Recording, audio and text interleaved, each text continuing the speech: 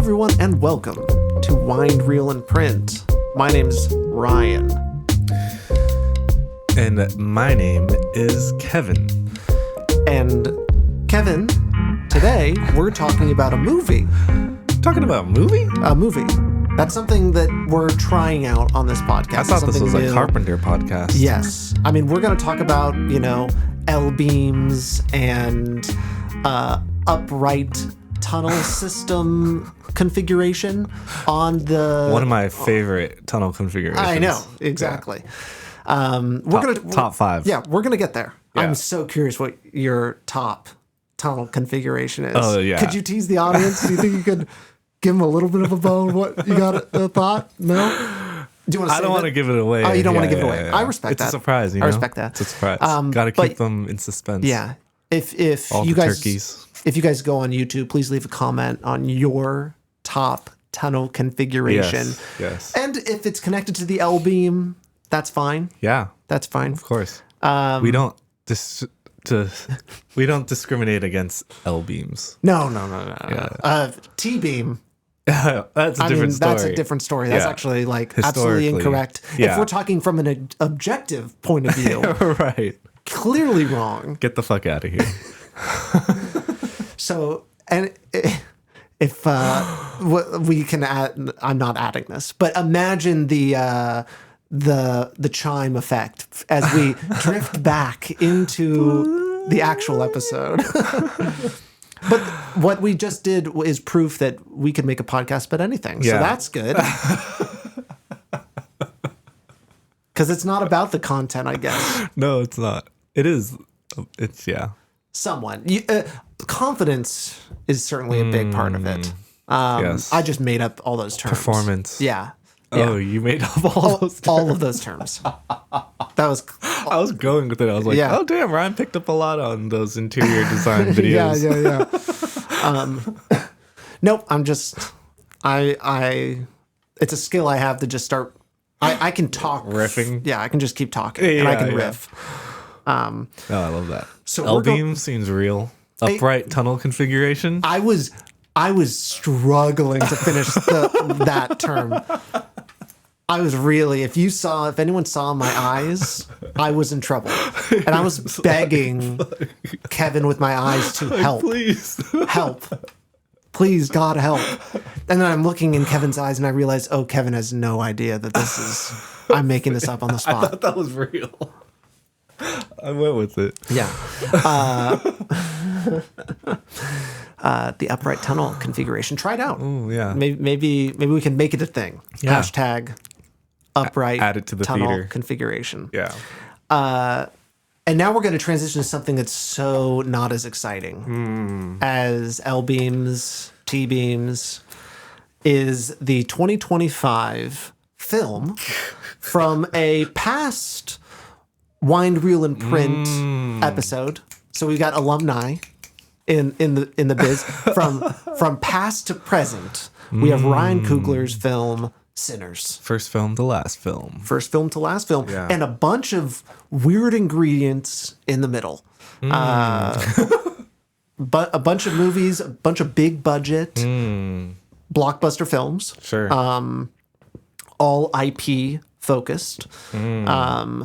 And to start off, and I think that, we're going to be we're going to drop this pretty soon to when the podcast, to the movie being released. We just saw it opening weekend. Yes, I twice. would like to separate, kind of like, keep it a little non-spoilery here at the front end. Oh. Because I don't want, if someone wants to hear our brief take and then go see it, the thing is, go see it. It is I guess if you're a fan of Ryan Coogler films, you'll like it. But if you're just a fan of exciting movies, this is it. Yeah. And Kevin, you saw it twice. You saw it in 70 millimeter print. Very special, like in the world theater watching experiences. Right.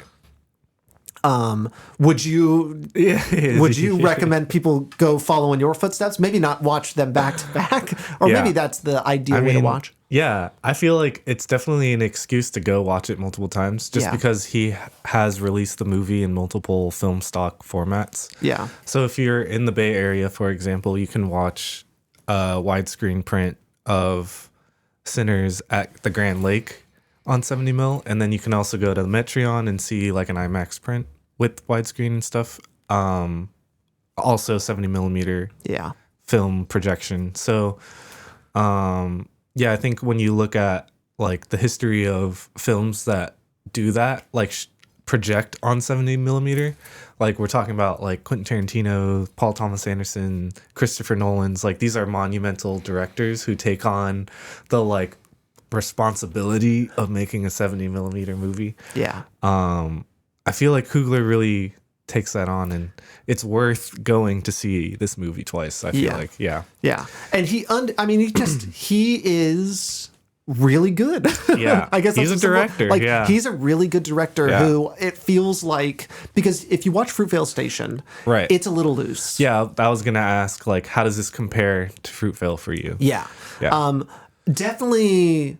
I mean, it feels like night and day. Yeah. Like I truly, maybe you have something. It's hard for me to see the same director in it. I kind of have to do some mental gymnastics and be like, okay, Fruitvale Station does seem like a young man's movie young person's movie. Yeah. Their first out the gate. I mean, it's amazing that it was the first out the gate. Yeah. Truly. Sure. And it had something really important to say. Yeah. And was vital in that way. A collaboration that has existed now between Ryan Coogler and Michael B. Jordan through all of the movies that Ryan Coogler has made. Yep. So you see the growth of that and how both of them, I mean, Michael B. Jordan, obviously world famous actor, has been all over the map. Right. And these movies have always kind of been the Ryan Coogler films have been really important to his stardom and his growth.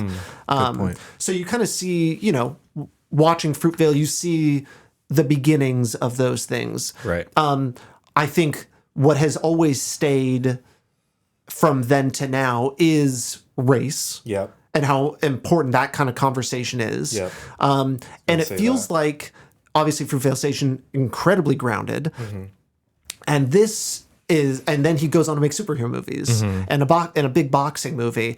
And you can just feel like all the best parts of those take Fruitvale Station, and then it all just gets fed through. And this feels like the Coogler film. If Coogler just made 5 movies and it was just these 5, it would be such an interesting study in growth and change and what it means to like hit the high. And then it really feels like not losing where you were at the start. That happens to so many people. I think Taika Waititi is someone that we've mentioned, feels like the other end of the spectrum a little bit. Also kind of started in that kind of like indie weird space, but all of Taika's early stuff is very elevated for what it is because he's a very talented artist. But it feels like it's been a lot that plane has kind of been really shaky ever since rising really high up, is to put it like that. Post Thor 3. Exactly, yeah. So that's kind of my connect. What about you? Yeah. Do you see what's your Fruitvale Sinners connection? All those things that you said. Yeah, that feels right. It makes a lot of sense. Like, definitely the race stuff, like the things that he's talking about, like Black history, you know what I mean? Yeah. In a lot of ways. And like seeing the growth of Michael B. Jordan, like he's such a better actor in this movie than my God, he was in Fruitvale Station. 100,000,000%, yeah. And that's really shown his craft and like everything that he's kind of done. Like the accent was great. The dual performance was really good. Crazy. Like you could hear it in the tone of his voice. Like one has a higher pitch, one has a lower pitch. Yeah. It felt like. The movie did a great job of keeping them separated, even on screen. Like they are separate, clearly different characters. Right, the blocking and everything. Yeah, it felt really good. Posture, all of these things. You can, and I think it was like they always had a different. Yeah, obviously they had different clothes, but the tie and the like blue and red were always kind of the colors. Right. Yeah, pretty good, pretty solid. Yeah. Well, Do you want to jump into to spoiler time, or do you have something you want to say before we kind of talk about the? Well, I just wanted to like emphasize the theater experience. Sure. I thought it was a pretty special like thing for me. Generally, like going to the movies nowadays is pretty glum, like no one's ever there or whatever. So it's always nice unless you're seeing the Minecraft movie. Yeah, it's just nice seeing like a full theater. Like for this, I had to wait in line at Grand Lake, which like never happens anymore.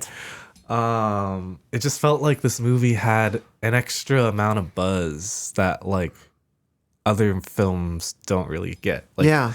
And it was, watching a movie with a full theater is like nothing like anything else, Yeah. I think you mentioned before we were recording Barbenheimer being the clearest example of like, whoa, this is what a movie watching experience. Like a moment. Yeah. Yeah. Both on very different ends of the spectrum. Like I don't know how much you've heard about Minecraft movie, but it's been like the chicken jockey meme and everything like that. It's gone insane. Right. And even Barbie had a little bit of that. Like when the credits rolled, when I saw Barbie, all the phones came out and people were filming themselves dancing. Right. And so Sinners isn't that. Right. I would say like Barbenheimer and even Minecraft, like there's certain like viral, like mimetic movies. Yeah. This like Sinners feels like a movie like that's excited because it's a movie. Yeah. You know what I mean? And not because it's like an internet moment. Yeah. Like it just felt like people were excited to go see an exciting film, you know what I mean? Yeah. And in a lot of ways I think this movie delivers on a lot of fronts, like to get into the movie now. Yeah, yeah. Spoiler. Yeah, I just feel like history, genre, big budget, like those three ingredients don't get mixed around very often and like done in a very well like entertaining way, I feel like. Like I don't know, just the integration of a lot of the story elements was like really interesting to me. Like ways that I would want to approach story, you know what I mean? Yeah. Yeah. Yeah, I thought it was great, even just from the start. I love a movie that takes place in a short amount of time. Right. So once it was just like one day before, because at the beginning, it shows the kind of, it shows the ending. Yeah. And then it just one day before, I'm like, oh, this is going to be very exciting. Yeah. That just is, I always really it's basically enjoy that. Like a chamber piece. Yep. Yeah. Yep. The music developed by Ludwig Göransson, who my connection to his work is Childish Gambino's production music and productions, because the internet being like a very influential album and experience for me in, I guess that was 2013. And so I've heard about him for a while, and so that's obviously been something that's been really praised and talked about. And another just pretty great. Yeah, another just kind of adding. Oh yeah, he did The Mandalorian as well. The music's cool because my friend and I were talking about this. Like it kind of emphasizes the this feeling of there being kind of like two different movies in this. Like the beginning feels like a really good drama film. Like you're just seeing the development of these characters and stuff. And like with that, the music is like kind of country, like bluegrass-ish kind of stuff. And then when you get into the like vampire part, like that feels like a deliberately more intense movie. You get like more rock and roll. Yeah, the electric sounds. Guitars coming out. Yeah, and like more like gothic music and stuff like that. And so like just having those two sonic textures separating like these two elements like felt really cool and really interesting. Even with like the Irish music and everything like that. Yeah. I thought a lot of that was really cool. Yeah, and obviously music is a huge part of the film in general. So that ends up playing. Yeah, the characters, and then there's obviously the very infamous the band scene, where you're seeing all of the past, present, and future artists. Oh my god! Which was that shit. I cried. Oh, did you really? I cried. Oh my gosh! Yeah, because it just felt like that kind of broke my mind, Yeah. so to speak. Yeah. I just like once you start seeing the future stuff, I was like, oh shit! Like I didn't realize you could break. It just seems so simple. Yeah. But it was like I didn't realize you could do It's that. something you don't see. Yeah. We're going to, in a few months, you'll hear about the Babylon episode. Right. But Babylon, the ending has something, Super similar, yeah. the seeing into the future sort of thing. And it's useful to be in the past. It's a movie set in the past, so they can do interesting things in that space. Right. Play with time a lot more. Yeah. I like what Sinners did a lot more than just just like flashbacks of. To bring it back to the music. Yeah. In that scene is insane. Yeah. Like going in and out of genre, but keeping everything really tight. Yeah. Like, oh my God. It's so wild. And so that scene to me was just very spiritual. Just felt like calling out to the ancestors. Yeah. I love scenes that like emphasize collectivism. It really, really gets to me. Yeah. I just get really emotional. And then things with music, like obviously super easy to access. Yeah. Like that kind of stuff. So it got your little. it hit everything. Yeah. You know, that scene was like awesome. Yeah. Like awesome. Yeah. Yeah, I haven't besides the Babylon scene. It does just feel like it is obvious that it could have been done, but it's not. Obviously, has never. Exactly. Yeah. No. So it was like really, really special and novel. I guess was the word I was looking for. Yes. To do it with dance, with the music added into the story. Yeah. Yeah, and you make it work, and it's really cool. Yeah. And then to speak on the kind of Irish music as well, like what's happening outside, how and that everything. plays off of it's just so. Yeah. Oh, the vibes are. It's so great. Immaculate. Yeah. Because to introduce this character through that, like, plays into the kind of epilogue in the beginning, or the prologue in the beginning about like the mysticism of music and whatever. Yeah. And I feel like I really liked the way they wrote this villain character, giving him like really, really good wants and needs throughout the story. And it almost like, I feel another thing I was like debating with my friend or talking about with my friend was like how this film doesn't emphasize like good versus bad. It's just like these two haunted spirits but kind of going against each other in a little weird way. Because I just really liked the vampire character. Yeah. And the way they built this like history around like the Irish, and relating that to like a lot of American history and stuff like that. Yeah. Like with colonialism and everything. It's interesting how it was like Native Americans that were first like chasing after him. Right. Not really sure what to pull from that. Right. But that's kind of an interesting thing that it. Well, they were trying to kill him. Exactly. They were trying to kill him. Like they knew. I mean, obviously they knew that he was a vampire. Yeah. But I guess I haven't really given much thought. This is me just kind of thinking about it right now. But it is just an interesting thing. They know something.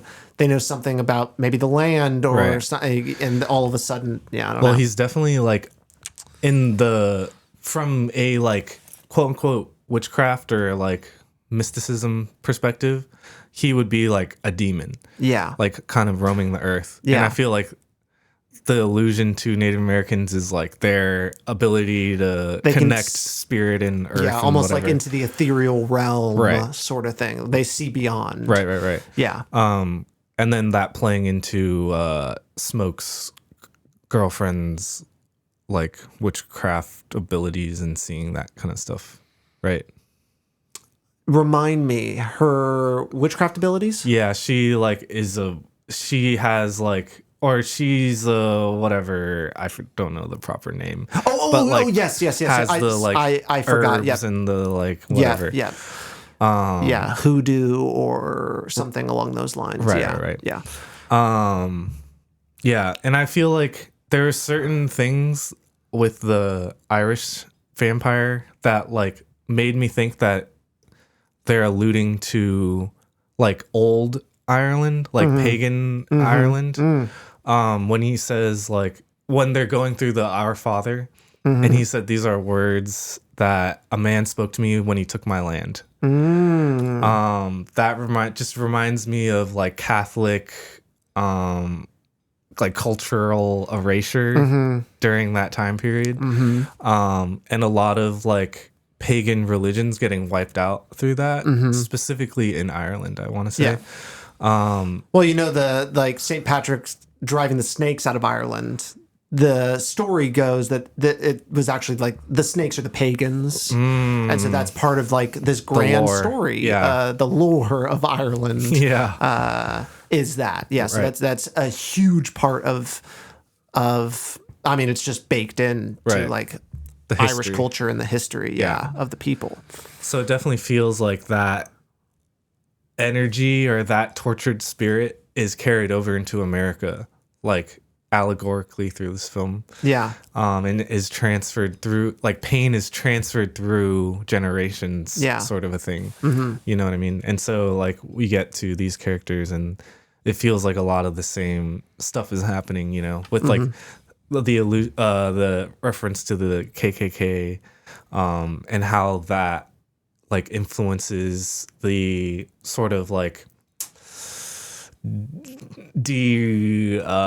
de-evolution of the black community through the 20th century. Yeah. The violence against black people in terms of like trying to destroy their community and stuff. Because I think a main like theme, if you want to say, about this movie was like fellowship and like building community. Yeah. Yeah. That's such an interesting thing to think about with vampires. Like they're obviously building their community by killing more and getting all of these people in their thing. In the in their group. club. Yeah. Oh, that's an interesting little. Yeah. Because that was a big part of his little monologue was like, come with us, like you can build fellowship, like you can be immortal, you can like have your community and no one can like fuck with it, you know what I mean?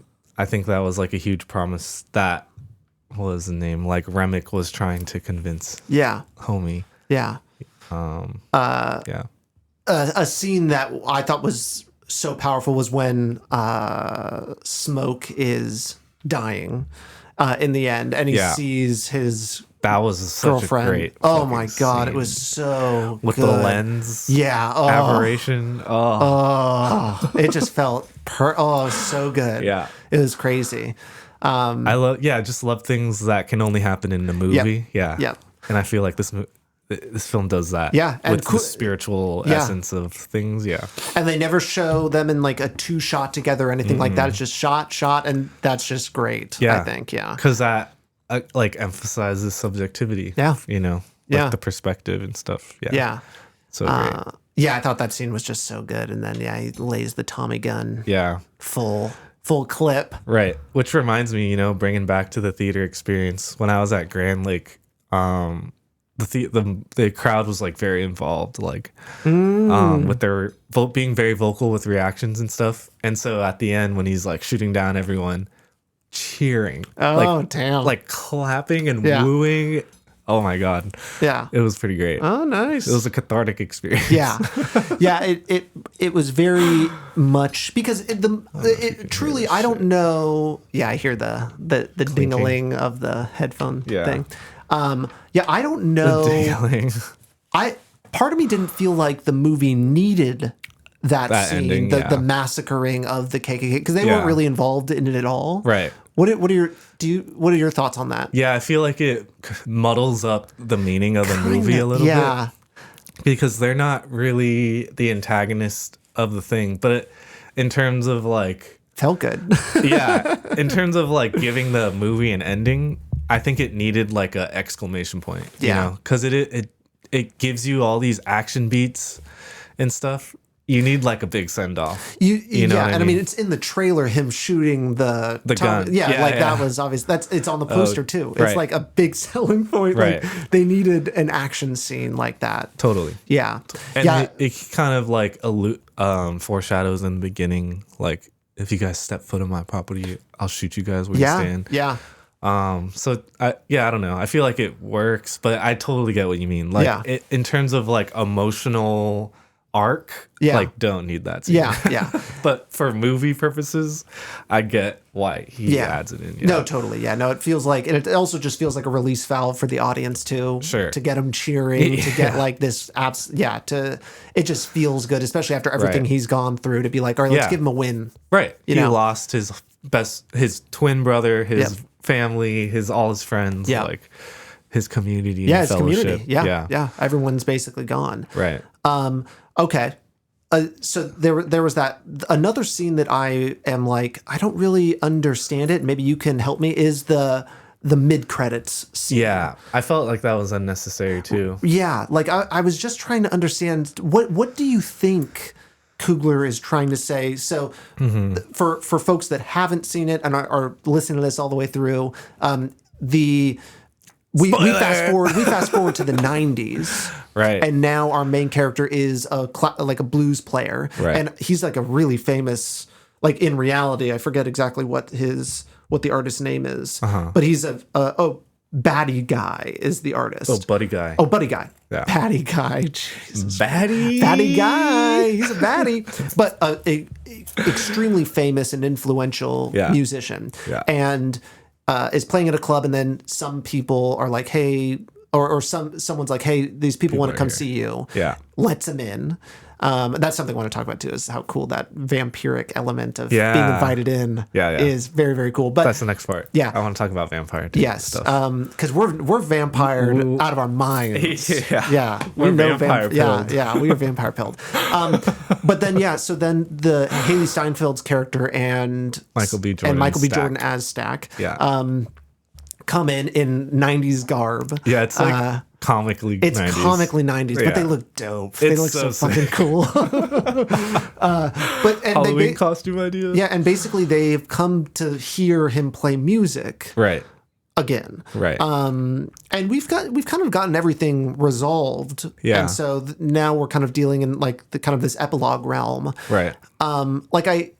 Music obviously, like I feel like for me, I need to better let sink and think on how vital, like what the music is doing spiritually for people. Like not the film doesn't even like make like a big visual deal out of this epilogue scene. Like it's Right. not like he plays music and colors are coming in the frame changes or Sure. anything like that, you know? Like so there's no visual cues. It's just kind of like you're just hearing it, and Right. it's really raw. And obviously, blues is an amazing genre of music. I'm not. That's not crazy to say, and so it does fill you when you listen to it with the like Right. sadness, sorrow, and the breadth of all human emotion. I just think it's quite the genre. But so I'm trying to understand what they were getting out of it, like even these characters from like a story sense. Yeah. They kind of they traveled all this way like decades and decades later just to hear him Right. play. Yeah. Yeah. Well, I feel like when you consider that he's connecting like music with the ancestors, like I feel like death is like a huge theme within this scene at least. Like, and then it just feels like a meta moment of like discussing end of your life and like meaning of your life and stuff like that. And it does just feel like an add-on. Like it doesn't change anything for the story, but it does allude. It also is like rounding out the moment when he's like playing for Stack in the car. Yeah. Like for the first time, he's like the first person that like truly sees this star, right? Yeah. Like this person as like a I really love that talented, scene. you know, thing. Yeah, that was a great scene. It was really good. And so I feel like connecting that was an interesting point, especially with like the death and the ancestors. To me, feels like a pretty heavy, like, because that's what the vampire wanted too, was like to see his ancestors or see his family and stuff. Yeah. To like have them be brought back through this man's music, right? But yeah, I don't know. To me, I don't think it's like adding anything big, you know, Yeah. that's like changing the movie, like stylistically, like you kind of mentioned, but also from a story standpoint. It just felt like very dialogue dependent Yeah. in terms of like needing to explain itself and like needing to, like, if you didn't get the themes of this movie, here are the themes of this movie. Yes. Yeah. You know what I mean? Almost a little too on the nose, maybe. Yeah. And it feels like, to speak on like Ryan Coogler's evolution as a filmmaker, it's very Marvel to have a scene Marvel. like that. Right. Where it's just like kind of setting up things, but not really. I'm not, Right. I definitely don't feel like there's going to be a sequel in the 90s that's following these characters or anything like that. But as audience expectations, I was kind of thinking that. Like, Yeah. oh, he's going to set up another vampire movie. Yeah. That's what it felt like to me. I mean, can you imagine those two characters in Interview with a Vampire? Yeah. Oh, see, That would be cool. Yeah, because there's even Yeah. some Southern stuff going on. I mean, Totally. if we could get all Mississippi. these, if we could get all these characters together, Totally. they travel to San Francisco, meet up with Brad Pitt. Yeah. and what's his name? Tom Cruise. Yes, Yeah. yes. Yeah, that'd be cool. I mean, you know, I feel like it was definitely a Marvel thing. And Yeah, just said.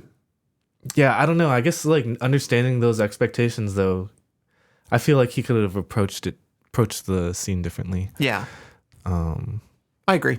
Just thinking about it more. Yeah. Definitely when I was watching it, I was like, the Yeah. fuck is this? Yeah, I was like, why? But cool. yeah, and they offer him eternal life too there at the Yeah. end, and it felt like a way for him to be like, him to have the opportunity to say like, oh, Yeah. what's the point in living forever? You know, Sure. that sort of thing. So Which- maybe this leads us into the vampire discussion a Yes. little bit. Yeah, Because I feel like there's interesting things that this film's drawing upon. I don't know, like intentionally, but like money and vampires seems like a connected thing here. There were like multiple moments where like money's being passed from vampire to person or person to vampire. that is a very good point. And also at the epilogue point, Michael B. Jordan's like, eternal life, you can keep playing music, making money forever, like you'll be rich and famous, blah, blah, blah, blah. and then like the last shot basically is him dropping the $200 on the bar. Yeah, exactly. Yeah. Yeah, I'm Wow. thinking. Yeah, I didn't catch that. Yeah, yeah, But and- yeah, money and vampires seem to be really Yeah, because those connected. doubloons, those like gold, like that's a Yeah. huge thing Yeah. in it. Is like, whoa, would they have gold? And obviously, a very vampiric thing is they've been around for a long time, so they have like artifacts and things like that. It's a Right. kind of a classic vampire trope. So I understood it, but yeah, no, what is money and vampires? Well, I feel like maybe Coogler's trying to draw lines of like people who want money are like vampiric. Yeah, Something along those lines. Yeah. Some, you know what I mean? yeah, it poisons the soul, Right. sort of thing. Right. Because when I look at, it makes me think of Ma Rainey's Black Bottom, which is about musicians Yeah. in the music industry and like their struggle against studio record labels, generally white men. Yeah, And it just feels like that is a vampiric relationship, you know? And so like relating that to this film, I can see like where Coogler's trying to go for, you know, in terms of like how black culture is like the blood is sucked out of out of black culture via like entertainment and industries. transformed. Yeah. Yeah. And taking this like really sacred spiritual power Yeah. and like turning it in and manifesting it into like a very dark and twisted culty like Yeah. experience. Yeah. Whoa, I got whoa, You found I wasn't something. expecting You found that. something. Oh. I'm reminded of a scene in it. There's a scene where Smoke and Stack argue with one another about the tokens. Yeah.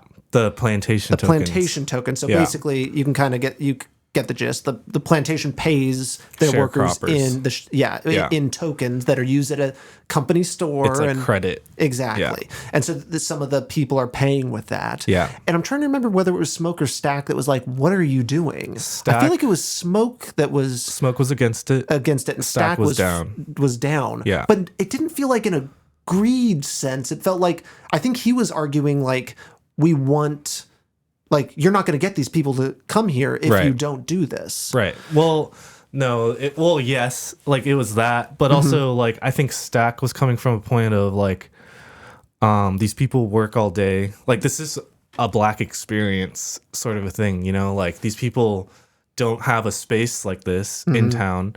They're working all day, literally for fake money. Like we should just like let them have this. Also, just like just like to build community and like have this like safe space, you know. And that Stack is arguing that, correct? Stack is arguing the one that. that becomes the vampire. Right. Yeah. Right. Which is an interesting thing because that feels like the morally just end. Right. But so you also get this scene during the party where Stack and Smoke are like discussing how the money turns out, right? He's like, this is the bill. This is like how much money we've made. Yeah. This is how much plantation money we've made. And if we keep doing this, we're out of business in 10 days. So then Stack becomes like, okay, we need to make money somehow. And that's what leads him into bringing the vampires or wanting to like bring the vampires. And Haley is like down to like bring in more money and stuff. Yeah. Or she's also very sympathetic to them because she seems like an outcast character all her life because she's Black but not look Black. Oh yeah. You know what I mean? Okay. And so she wants to accept other people into the thing. Yeah, because Haley goes out after she sees the money. Yeah. And is like, Before I'm going to. she gets the money. She's the one that gets the money. So yeah, to me, her motivation for going out is like, because they're not let in. She sympathizes with their outcast like situation. Yeah. And is more sympathetic to them. Yeah. Interesting. But then she's the first. Yeah. Man, this movie's gory too. Yeah, like it's crazy. Some of those bites. The Jesus fucking Christ. neck bites were really deep. Homie's face gets blown off. Oh, that was nuts. That was nuts. The effects on it. Yeah, these fire effects were crazy when she's stabbing her husband. Yeah. Oh my god. Even when the whole barn burns away when the real spiritual shit's going down. And then hit the homie getting eviscerated. That was epic. That was awesome. To speak a little bit more on the vampires, I had forgotten about the kind of vampire lore quality that they have to be invited in. Yeah. What a great to the party. Great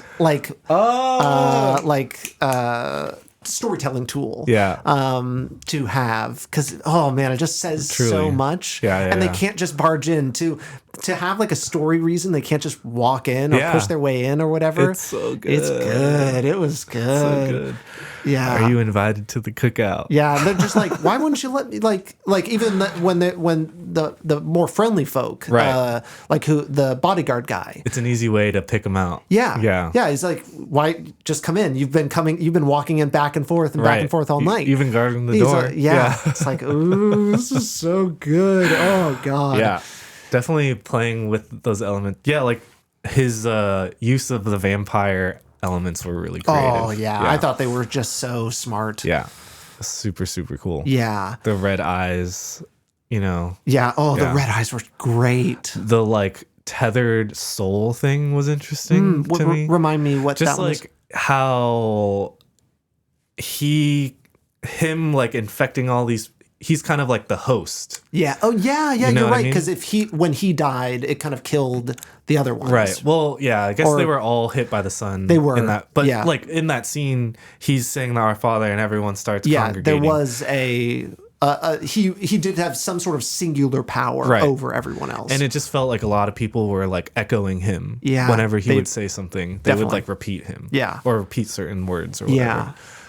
So it all felt connected, and then like them singing and stuff. Yeah. Huh.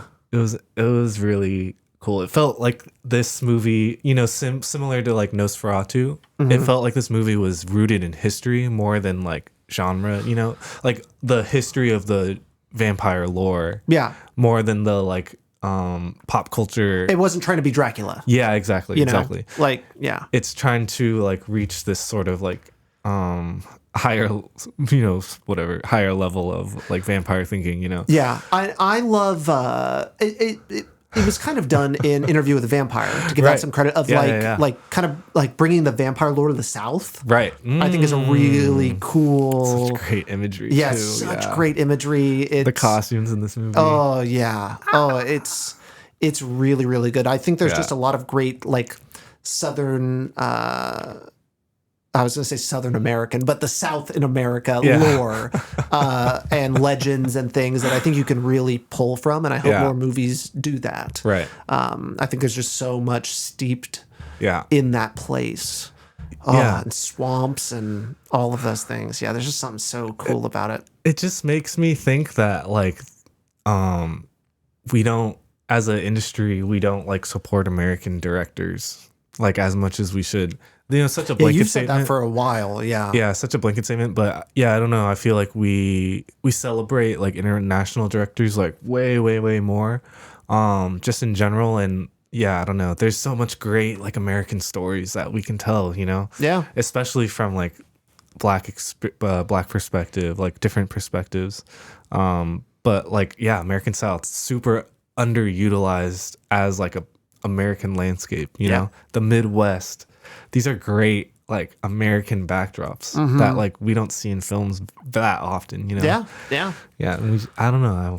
I feel like we should brag to the world a little bit, Yeah. Even though we're kind of crazy right now. Yeah, I know. It is kind of a bummer. But that's not what America is. And anyone with a heart would be able, like, can say that, like we are not all that. Right.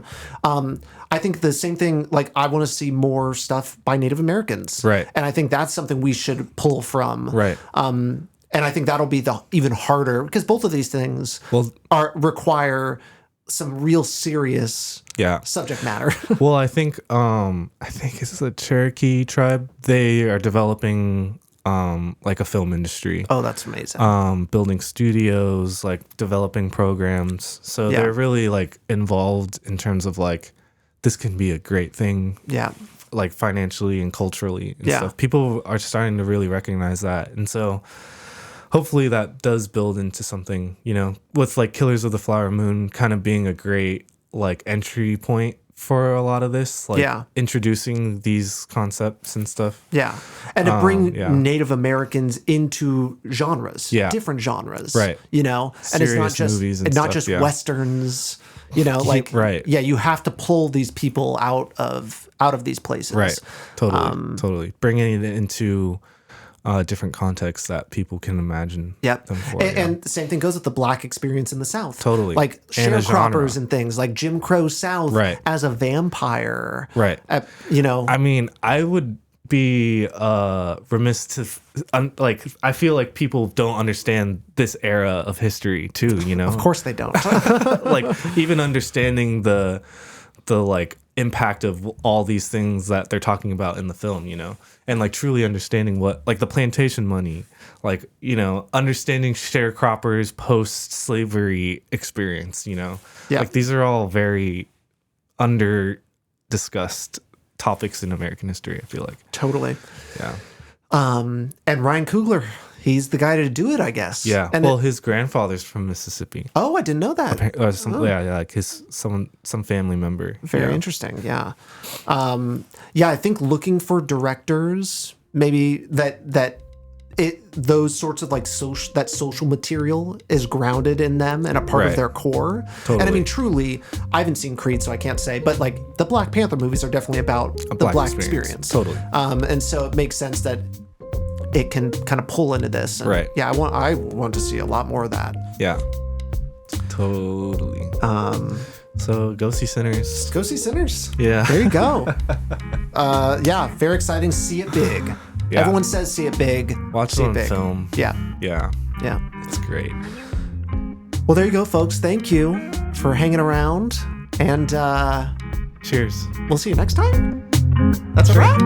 Meow.